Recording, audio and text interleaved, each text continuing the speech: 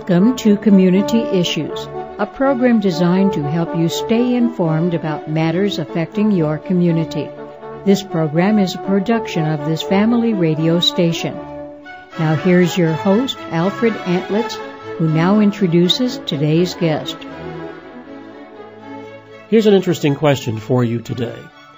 What is one of the very first things you should consider doing if you're about to contract for work or services, perhaps some services or work on your home, or if you've received an interesting offer by email for an opportunity to make some money or to save some money? We will be talking about that today. I'm Alfred Antlitz, your host for Community Issues, and my guest is Tom Joyce. Tom is Vice President for Marketing and Communications for the Better Business Bureau, serving Chicago and Northern Illinois. Tom, welcome to Community Issues. Thank you for having us. You know, it was interesting when I started looking at doing a program on the Better Business Bureau. One of the places I went to, besides your very informative website, was Wikipedia. And on Wikipedia, I learned that actually there was a connection between the Better Business Bureau and the Coca-Cola Company way back in 1912. Can you tell our audience about that? I think that's an interesting story. One of the high points for the BBB was the involvement of national companies in fair practices for advertising. At that point, many people thought that all advertising was false, and Coca-Cola, along with other companies, got involved with setting up advertising and advertising rules and standards that were helpful to consumers and to businesses, and setting those up as ethical practices. And that's one of the founding points of the Better Business Bureaus. One of the things that brought this to the mind of Samuel Dobbs, the man that we're talking about here, who was at that time sales manager for Coca-Cola and later its president, is that there was a lot of medical quackery going on in the promotion of worthless drugs, snake oil kinds of things. And there was a law case called 40 Barrels and 20 Kegs of Coca-Cola. I don't know what that lawsuit was about. But I guess that was the time when he started thinking about this, and then later a number of other organizations emerged to form the Better Business Bureau. Do I have the story right? They did, and that's how the Better Business Bureaus came about. Businesses looking for best practices and self-regulation in a time where there wasn't much. So they formed together beginning in 1912 up in Minneapolis. And today there are 116 Better Business Bureaus operating in the U.S. and Canada. And they're all organized together, but they have they're independent in terms of their own organization? So what's called a federated system, Al, and each one operates independently. However, they fall within the standards of the Council of Better Business Bureaus, which is the umbrella organization for the BBBs in the U.S. and Canada. What is the mission of the Better Business Bureau? We want to empower consumers and businesses to participate in an ethical marketplace, and in doing so, do business that's better for everybody. You get information from both consumers and businesses, and then use that information to try to make it a better marketplace out there? Our intent is to empower consumers and businesses. We empower consumers by giving them the ability to check out a business 24/7 at bbb.org for free. In Chicago and Northern Illinois, we have reports on about 100,000 businesses in the Northern Illinois area. And through our national network, have access to 4 million business reports nationally.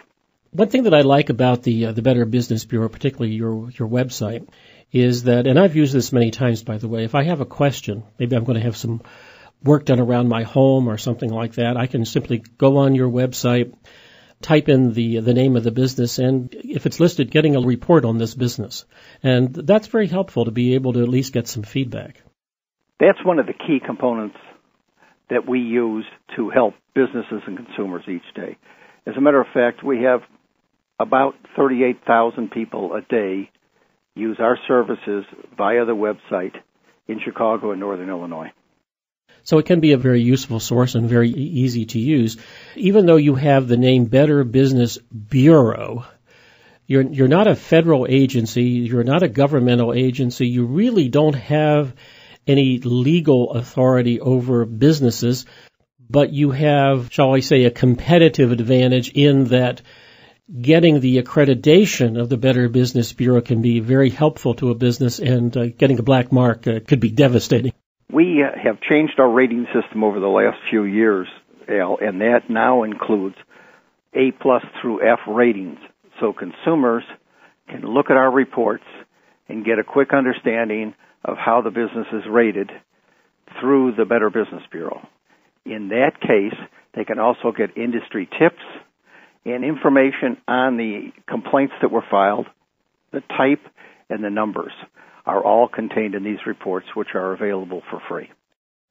Not only can the BBB website be very helpful to you to give you reports on a business, but suppose you have dealt with a business or are dealing with and are having a problem, you can report it, and that will help other people steer away from that organization or help that organization get its problems resolved. We consider ourselves to be a third party who can review both sides of an issue if there is a complaint. Our complaints in Chicago and Northern Illinois have continued to drop off the last few years. We feel that is because consumers are checking out businesses prior to making a purchase or signing a contract. That's an important component of what we do as an educational organization. One thing that I found interesting, too, is it's not just businesses, but actually you report on charities as well. We do. As a matter of fact, the charity reporting system known as the Wise Giving Alliance, the Better Business Bureau in Chicago and Northern Illinois participates in. National charities are rated for 20 standards, which are available on our website. The national charities are reviewed by our national office in Arlington, Virginia, and local charities, in this case in Chicago and Northern Illinois, are reviewed by our office in Chicago. As a matter of fact, just 2 weeks ago, we put out a new insert listing charities that we have reports on, which is not all, that do and do not meet the 20 standards. And that is available on our website for free by checking out bbb.org/charity. What is your SEAL program all about? The online SEAL program is a seal that can be placed on a Better Business Bureau accredited businesses website. That seal is a live seal, so you can tell if a business is currently accredited or not. You can hover over it with your cursor, and it will identify that the seal is live. You can click on the seal, and then you can click on it again, and it will give you the Better Business Bureau report on that business right off of their own web page. And it will also display a rating for that business.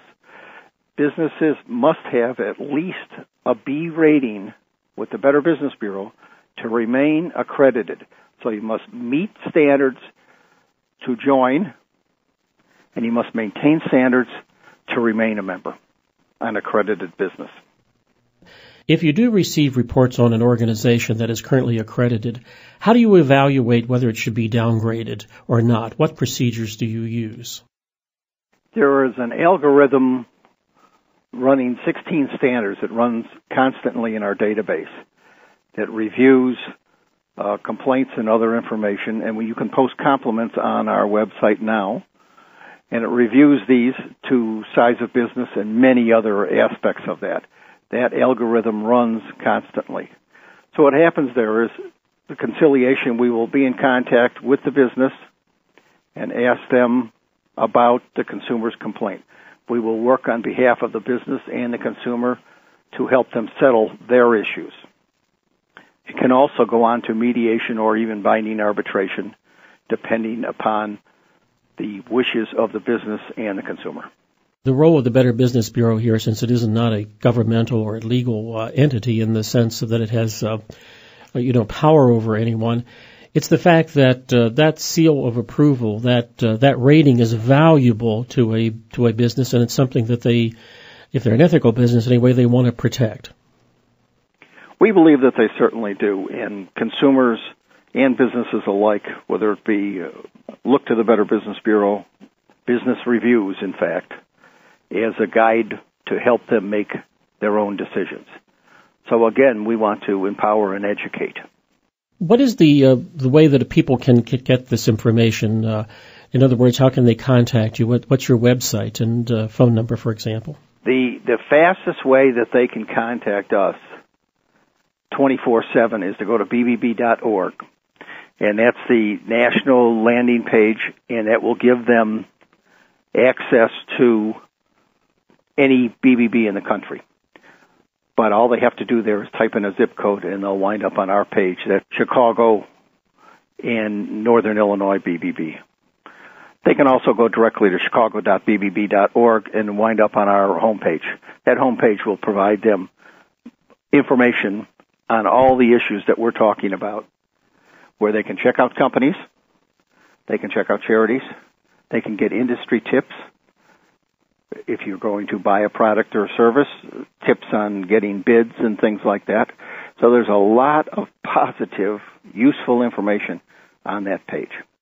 Tom, over the last year in 2011, what kind of volume have you gotten from people who have been checking things on your website? It's very interesting that the top inquiries, meaning that people are checking out businesses, they're looking at a report, was roofers. In fact, in 2011, our office in Chicago, and we have a regional office in Rockford, Illinois, received over 122,000 inquiries about roofers alone. Wow. I mean, that's a tremendous amount. And these are people that are checking out companies before they do business with them. Have there been many complaints about roofers, or just people think this is a big investment, something that we need to do, and therefore I want to check it there, or has there been a problem in that area? This gets back to what we discussed before, educating and empowering consumers and businesses. Roofers, while we had over 122,000 inquiries, they weren't even in the top 10 in complaints in 2011. Mm-hmm. So people are checking them out in advance. They're getting competitive bids. They're using the free BBB services. And they're apparently getting the services that they want from the people that they view have given them the best bid and the best service. Several years ago, we had, in the Shorewood area, we had a storm that did some damage to a lot of roofs, including ours, although thankfully it was relatively minor. But one of the very first things I did was go on the BBB website and look up, well, who might I call to do this? Because there were people literally coming around knocking on my door. We're in the area, and your neighbors, fixing their roof. And as a poor consumer here, it was like, well, I don't know any of these people, and some of them weren't even from our area. So I certainly can understand that, and that's a case where I used your service. You have to be very careful with storm chasers. When there's storms in those areas and people come in just to work or purportedly to work on storm damage, it's a perfect time to go to our website, which takes a very short amount of time, for the benefit that can be derived from doing it. You go to bbb.org and you check out these companies if they say they're for a particular company. If you feel high pressured to either turn over a deposit or to sign paperwork right then and there, that should be a red flag. And that's true for about any kind of business, people who are approaching you. That's one of the things that is a red flag, is if we got a special today, it's got to be done today, or if it's your driveway, well, we're in the area and we're doing people here, and therefore we can give you a good rate. Now, they may be honest people. That might even be true, but you never know, do you? There is no way to know before you do business with them. You want to look at references. You want to be sure that they're licensed or have a permit to do that work in your town if it requires it. You want to get a competitive bid in there. You do not want to let people that are unsolicited be given cash money to do work immediately. You want to be sure that they're insured properly.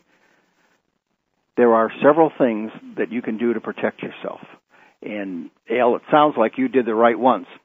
You go in and you check them out. There's no reason for an emergency in these situations. You want to know who you're doing business with. You want to know that they're going to do quality work and stand behind it. Tom, it seems to me as I look at the various scams that are going around, it seems like they all boil down to two things, it seems to be, and that is they want your money or your identity. And getting your identity is virtually the same thing as getting your money in a sense. Wouldn't you say those are two of the greatest types of scams that are trying to trick you into either getting your money or giving your identity? We ran a special list of scams for Chicago and Northern Illinois that's available on our website. And the two top ones are just as you would imagine: work-at-home schemes and credit repair services. You could also throw in the identity theft. But over 45% of the scam inquiries to our offices in 2011 were about work-at-home schemes, where people, especially in this financial environment, this economic environment, are actually looking to do some work and they're getting taken advantage of. So you have to be very careful. If a work-at-home program sounds too good to be true, it probably is. It probably is, yes. And you need to check it out with the Better Business Bureau. On the issue of identity theft, there's a perfect opportunity on Saturday, June 23rd, at the United Center in Chicago to get both electronics and paper shredded and recycled for free. It's at Parking Lot E between 9 and 2 on that day, and it's free. You're listening to Community Issues, a public affairs program heard every Saturday in the Chicago area on WJCH at 91.9. I'm Alfred Antlich, your host, and I'm talking today with Tom Joyce.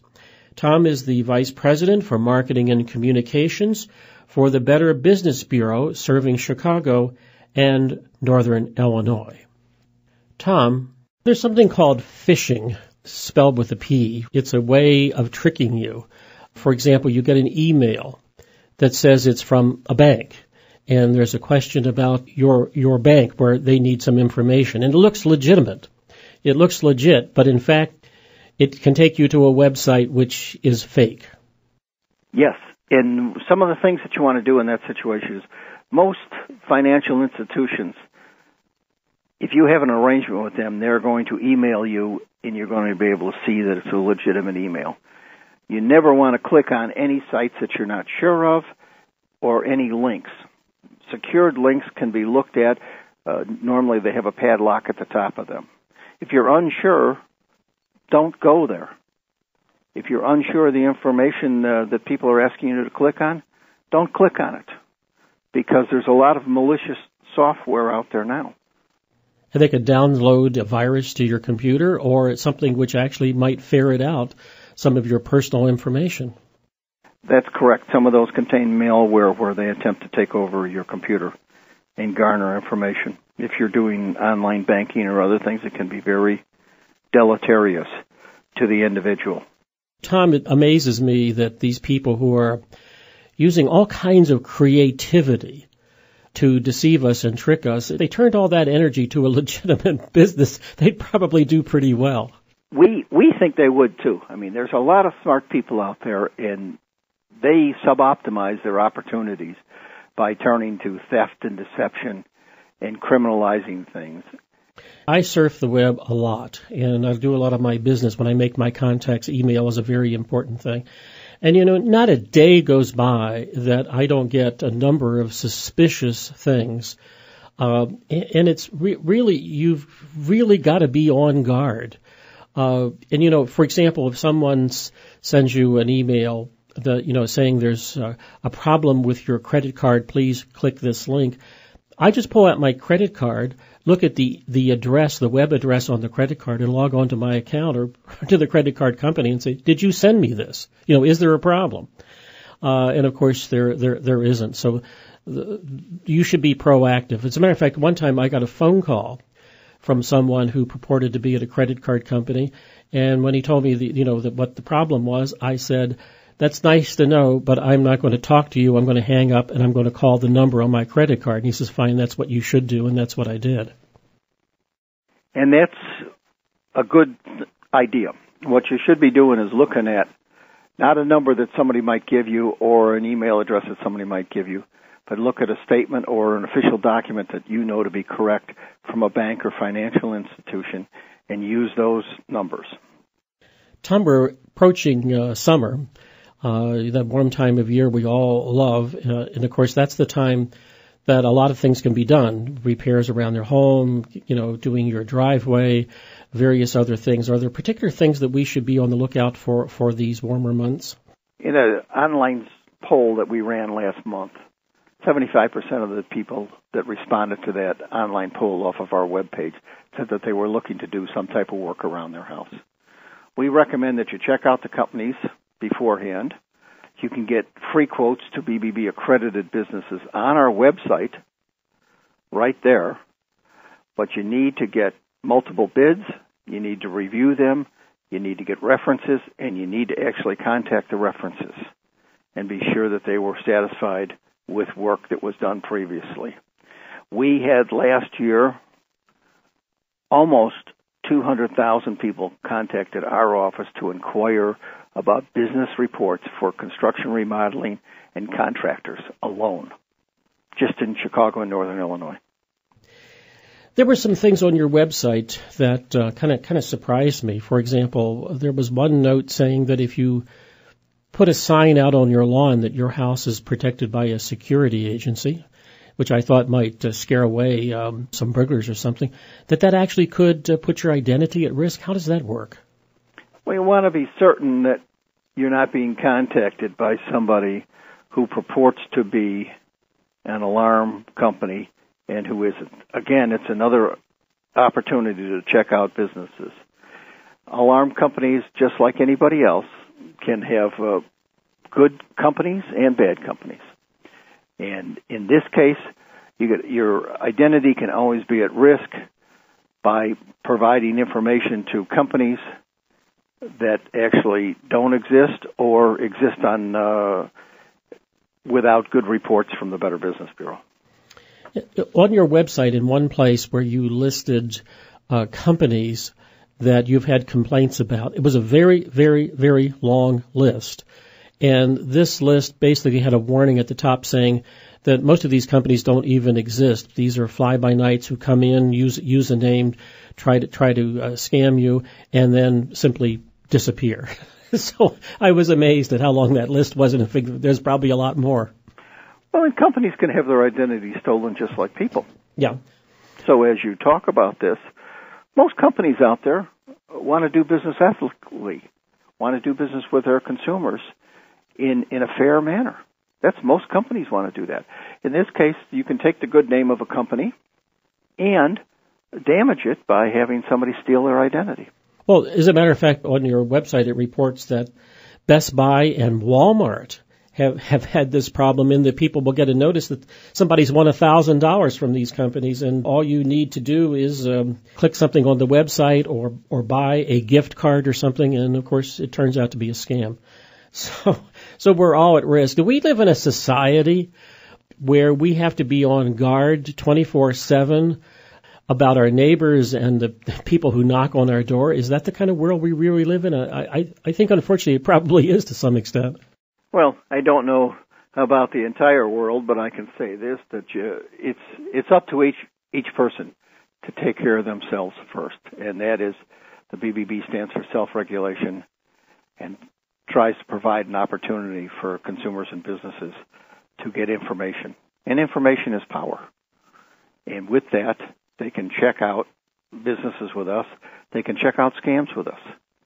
And they can hopefully learn something to better use their money. And if someone sends you a note or tells you you've won a prize and you have to do something, that's the time to run for cover, I suppose. Oh, we get activity on foreign lottery scams, which I think is probably what you're referring to, Al. Foreign lotteries are illegal in the United States. That's step one. But if somebody tells you that you've won money in a lottery that you never entered, that you never bought a ticket for, it goes back to, it sounds too good to be true, it is.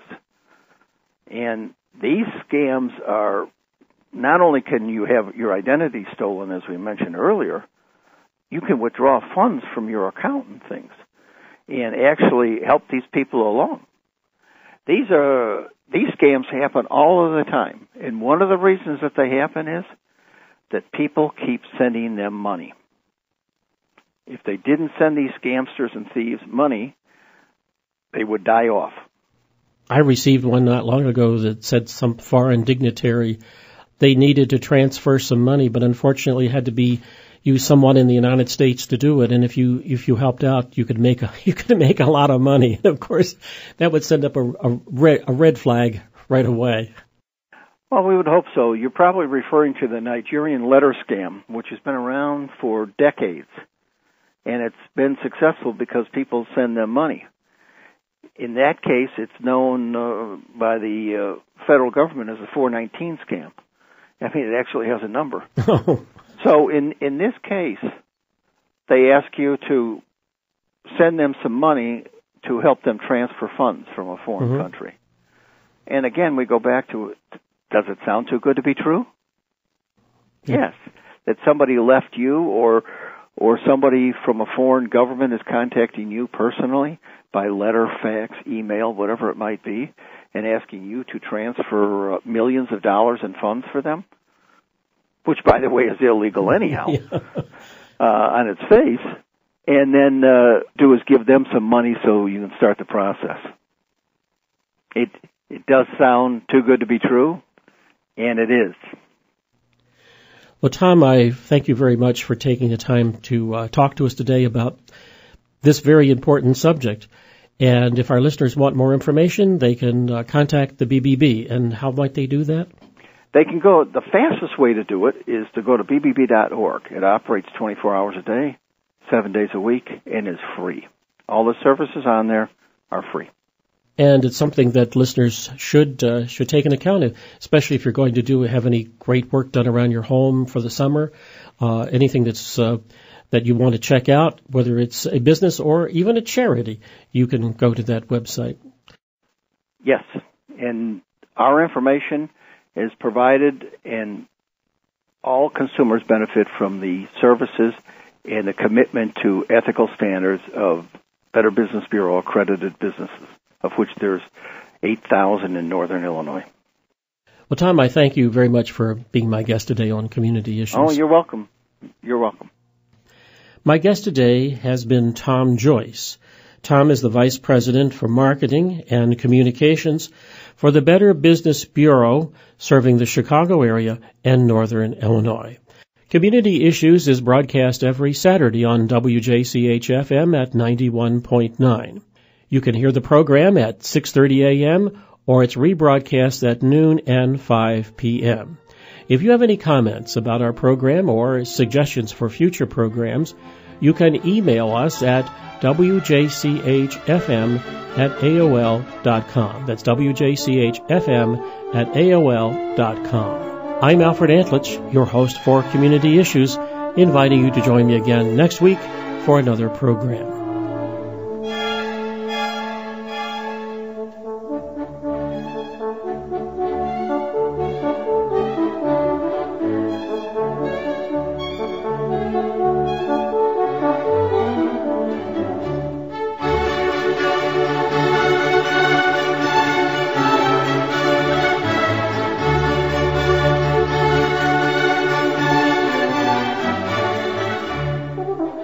This has been Community Issues, a program designed to help you stay informed about matters affecting your community. Your host is Alfred Antlich. The views expressed on this program are those of the participants and not necessarily those of Family Stations Incorporated. Thanks for listening today, and join us next week at this same time for another edition of Community Issues.